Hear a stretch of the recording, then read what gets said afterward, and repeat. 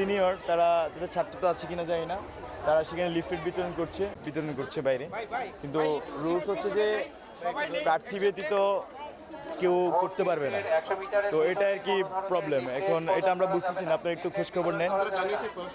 হ্যাঁ, ইতিমধ্যে জানিয়েছি ম্যামকে, কিন্তু ওনারা কোনো সদুত্তর দিতে পারেন। মিনিট সময় পার হয়েছে, এখন পর্যন্ত নির্বাচনের পরিবেশ ভালো আছে এবং আশা রাখবো যে বিকাল 4টা বা 5টা পর্যন্ত নির্ধারিত সময় পর্যন্তই নির্বাচনের পরিবেশ ভালো থাকবে বলে আমরা আশা করছি এবং আমাদের জয়ের ব্যাপারে আমরা শতভাগ আশাবাদী। শিক্ষার্থীদের উদ্দেশ্যে আমরা বলতে চাই, বিশেষ করে যারা অনাবাসিক শিক্ষার্থী, যে আপনাদের উপস্থিতি বদলে দেবে পরিস্থিতি। সুতরাং আপনারা সকলে আপনাদের ভোটাধিকার প্রয়োগ করতে আসুন। আপনারা জানেন গত 17 বছরে 4.5 কোটি তরুণ প্রজন্মের 4.5 কোটি ভোটার তারা কখনো ভোটাধিকার প্রয়োগ করতে পারেনি।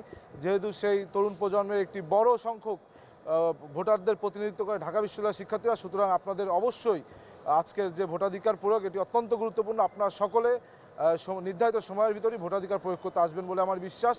এবং আমি একটি কথাই বলতে চাই যে যদি লক্ষ্য থাকে অটুট, বিশ্বাস হৃদয়ে, হবেই হবে দেখা হবে বিজয়। আপনি তো ভোট দিলেন, আজকে ভোট দেওয়ার জন্য সময়টা পেয়েছেন যথেষ্ট কিনা, প্রক্রিয়াটা কেমন লেগেছে আপনার? না, আসলে কেউ তো বাধ্য করেনি যে বের হয়ে যাও, একটু সময় লেগেছে কিন্তু ভোট দিয়েছি।